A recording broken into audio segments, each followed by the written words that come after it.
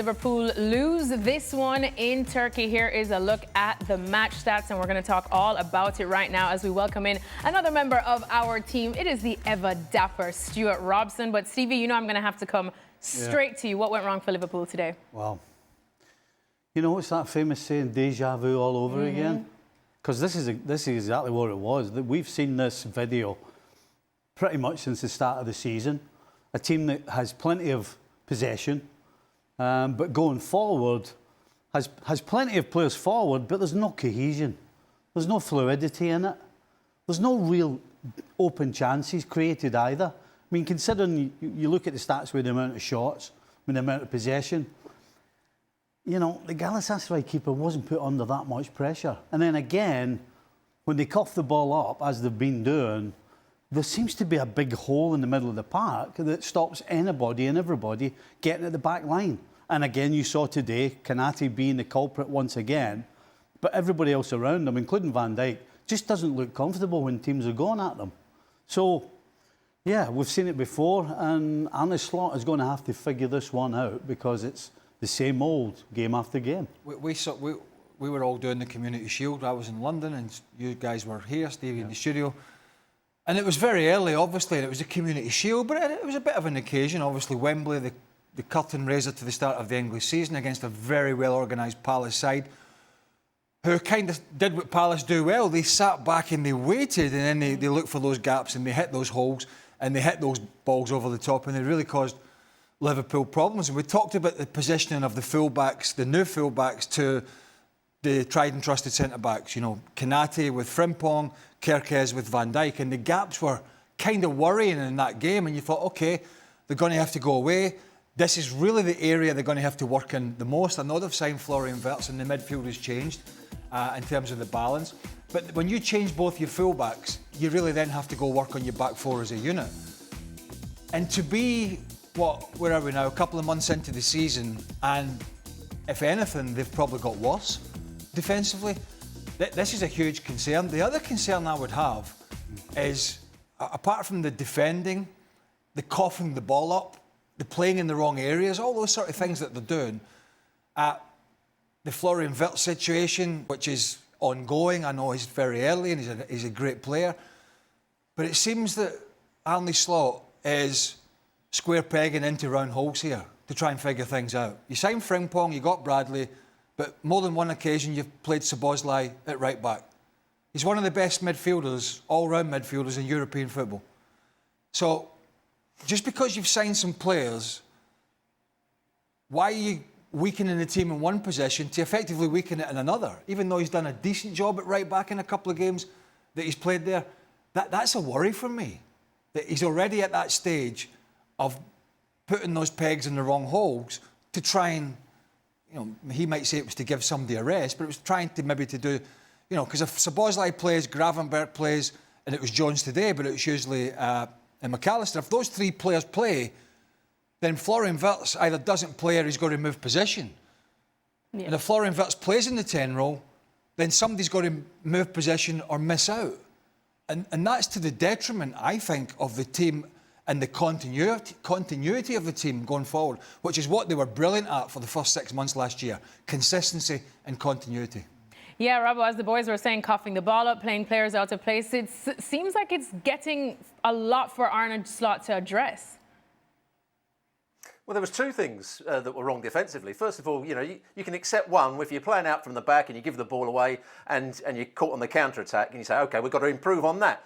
But the two shot, the penalty and the chance that they had very early on when he gets in behind the right-back Szoboszlai were when they built up from the back. There was no real pressure on the ball. It was too easy to pass it out wide. So there was two issues defensively. You know, it wasn't just coughing the ball up. It was also when they had chance to go and press the ball in midfield and then they had to make decisions at the back, they made the wrong decisions. For the first one, when the left winger gets in, Konate starts to go towards the ball when there's no reason for him to go towards the ball. He's got to drop off and defend the space. And of course, then when you're going forward, they don't look cohesive. There's a lack of understanding about where the movement is. I think they had two chances where they ran in behind. Isak, when he came on, had a shot with his left foot, and there was once Ekitike in the first half, very early on in the game, got a ball from Gakpo and got in behind. When Liverpool are playing at their very best, their front players are making those runs time and time again and getting in. When Mo Salah's coming from the right-hand side, that's not happening at the moment, or it didn't happen enough tonight. Only twice in the whole game against a side that, when you look at their midfield, when I saw Gundogan in midfield and Torreira, players that we'd seen a lot in the Premier League or for Barcelona in the case of Gundogan, they can't run anymore. They can't get around the field, but they were still more energetic than Liverpool's midfield. That's a worry. The players are not helping Arne Slot either. I can't disagree with Craig talking about trying to put square pegs in round holes. But the players are not actually helping the manager, because there is nobody on that team who's actually producing what they're capable of. Maybe the closest one is Szoboszlai. And it's making it difficult for Slot. Bradley's not done well when he's played at right back. Frimpong struggled at right back. You've ended up with Szoboszlai at right back. Kerkez has had a shocker since he's come in, quite honestly. He's been bang average. Kanate has been really, really... he just looks devoid of any confidence. I can go through the whole team and talk about how they are not at their best. So, not only does Arne Slot have to figure out the best 11 that plays the best together, but he's got to figure out who he can rely on, because right now, he can't, other than Alisson, who got injured tonight, him and Szoboszlai are the only two in that 11 so far this season. Probably throw Ekitike in. So that's 3 out of 11 that you can rely on. You don't win anything. Certainly you don't win the Champions League or the Premier League when you've got 3 producing and 8 you're not sure what you're getting. Robbo was talking about cohesion going forward. You think about this. Andy Robertson last year wasn't, in the last year or two, wasn't the Andy Robertson of old, right? But it was still a sort of hybrid version where he still would get forward. Maybe not with the same aggression, the same speed, the same amount of times during the game, but he'd still get forward. He'd still be an outlet when Gakpo came inside, down that left-hand side to whip balls in. They're not getting that from Kerkez because, as Stevie said, he's struggling. He's just struggling defensively and going forward. And then on the other side, people talked about Alexander-Arnold's defending, but what you've lost on the other side is arguably the greatest range of passing that they had in their team. Balls over the top, balls in behind, dropping into midfield was what he used to do, and playing passes from there. That's gone. And to add a third string to the bow, Luis Diaz, who's gone to Bayern Munich, was one of the better ball carriers they had in their team. He could take it in, he could take it for a run, he could stretch the defence, and he could put the defence on the back foot. Don't have that either.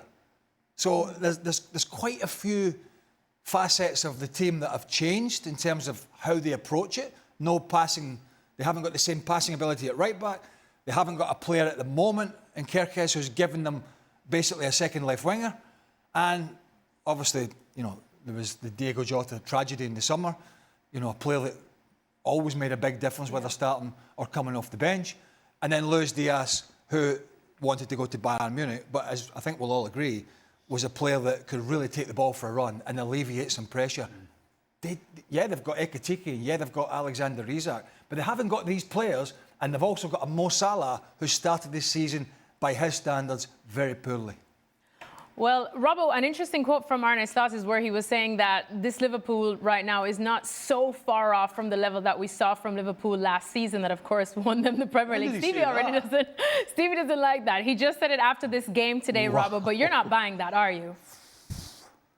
Absolutely not. No, they look a far worse side. I know at the beginning of the season we said they're not playing particularly well, but they're getting results. So when they start to perform, it's great news for them.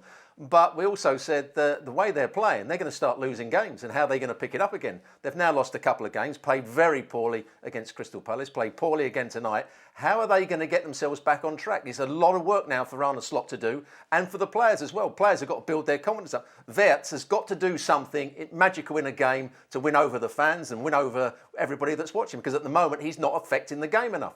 Ekitike has got to be better with his back to goal. He's good when he runs in behind people. And Kerkez, as both both the guys said, is having an absolute shocker at left back. He looks as though he can be beaten down one side and can't get forward with any quality when he's going forward. So there's lots of things that are wrong with Liverpool at the moment, and they're nowhere near the team they were at the beginning of last season. I liken it a little bit to Real Madrid. Real Madrid under Ancelotti had that standout season, Champions League winners and La Liga winners. It was Vinicius Junior and Rodrigo. It was Bellingham having a standout, certainly 6 or 7 months of his first season, scoring goals for fun. And all of a sudden, the dynamic changed with 1 or 2 players leaving and Kelly and Mbappe coming in. And last year we saw the sort of ashes of the Real Madrid debacle, where Ancelotti, who is much more experienced and much more successful manager than Arne Slot, spent the whole season from match day 1 trying to figure it out. Trying to figure out the Vinicius, Mbappe, Rodrigo, Bellingham, how the hell do you make this work? And he couldn't. And he certainly couldn't to the same standard of the season before. Hence, they lost every Clásico and they were unsuccessful last season. And I kind of feel Slot's in the same position. We all sat here and said, what a great summer in terms of recruitment. That's an unbelievable... And on the face of it, signed good players, individually signed good players. But his big problem, the same as Ancelotti, was how do you get the balance of the team right? And at the moment, he's struggling big time to get that done. I mean, they're playing Chelsea at the weekend on Saturday. And could we sit here and say what we think his team's going to be? I mean, is Bradley going to play? Is Frimpong going to play? Is Wirtz going to play in 10, or is he going to play left, or is he going to bring Szoboszlai back into midfield? Nobody knows. No idea. We have no idea at the moment. And last year you could have shut your eyes and picked Arne Slot's team at this stage of the season. You could probably say that the one thing that's going to happen is they're going to have possession again. I think absolutely they'll have possession again, which they've had in every single game they've played so far this season. But it's what you do with it. And right now, you know, we should never underestimate when you make so many changes, particularly to a side that was so good as a unit. And everything pretty much for 3/4 of the season was smooth.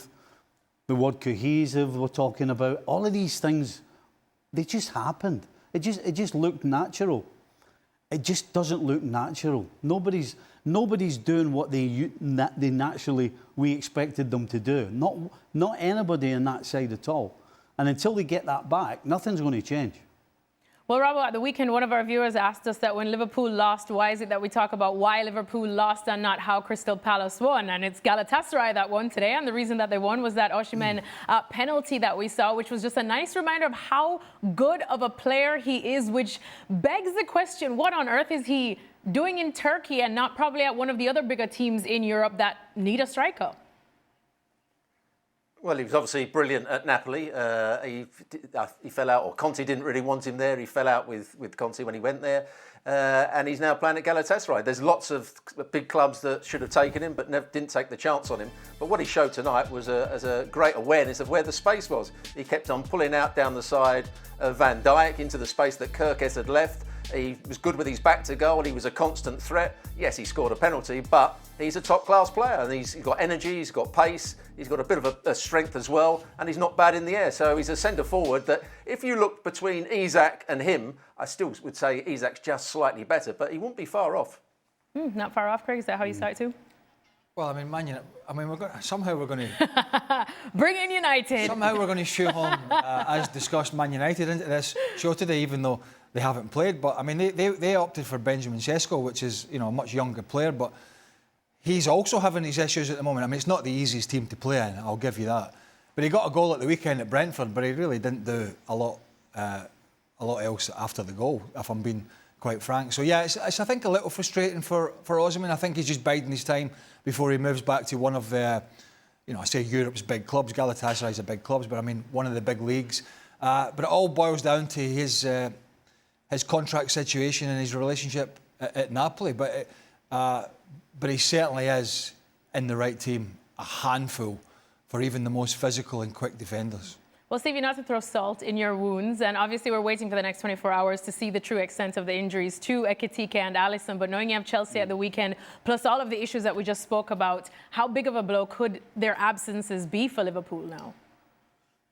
You know, obviously Alisson would be the biggest blow. At the same time, Kamadash-Vili is a great goalkeeper. You know, Liverpool has a squad to cope with injuries. Oh, we're just hearing that Alisson is definitely confirmed out for Chelsea. Yeah, but as I said, Kamadash-Vili is a fantastic goalkeeper. He would start on a lot of big teams in Europe. So I'm not that worried about that. I mean, again, Ekitike, that means we've got Isak. So listen, they're not, in terms of personnel, Liverpool's not in a bad place. Liverpool's in a good place. Unfortunately, though, they can't string performances together, and they can't get cohesive again. We're using that word, but that's really what the problem is. You know, Liverpool, with so much of the ball, you get the feeling that it's a matter of time before somebody does something. That's how much ability they've got. But in the last couple of games, they haven't been able to do that, which they did the previous 5. So, listen, Liverpool in a good spot personnel-wise. Just as a unit, they're not. I think Liverpool, Arsenal and Man City in particular are in that scenario where there's not really a lot of tears for these clubs with injuries, because they've beefed up the squad so well in the summer and spent a lot of money. And, you know, we've seen it with Arsenal early in the season, with Saka been out and with Odegaard been out. And they've signed players like Eze and Madueke and others to come in and do a job. They've got 2 world-class strikers in Isak and Ekitike.